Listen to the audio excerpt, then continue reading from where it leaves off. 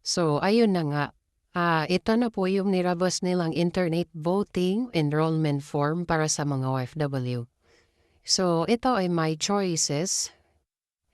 Ayan, mayroon dito kung ano yung valid passport mo. So, kami ay may Philippine passport at gagawa ka ng new password at confirm password, mobile number or email kung meron kang email. Tapos dito sa mobile number ay pwede mong iselect kung anong country, kung Saudi Arabia, Saudi ka.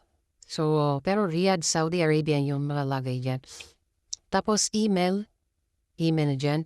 Tapos, dito is, yung embassy namin dito ay Riyadh po, no?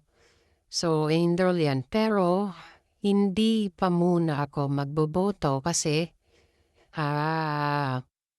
nag-file daw ng case yung TDP sa Supreme Court para doon sa online voting ko.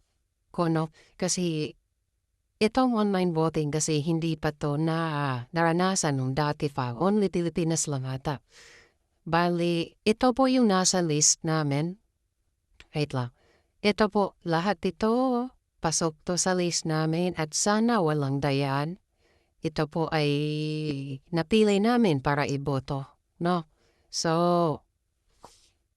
hinihintay pa namin yung update ng nasa PDP at hoping po yung sinabi ni George Garcia na hindi niya i-connect sa internet muna para walang problema.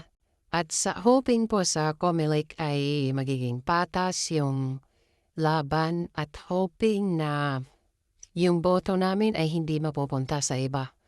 So, kami dito na OFW dito sa Saudi Arabia ay PDP laban po kami.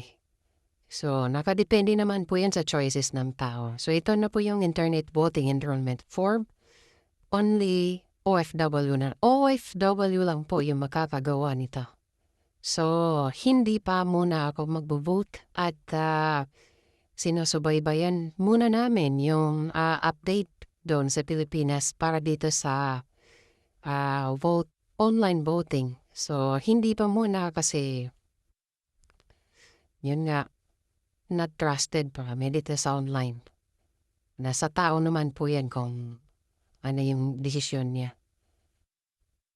Basta ito ay hindi mawawala.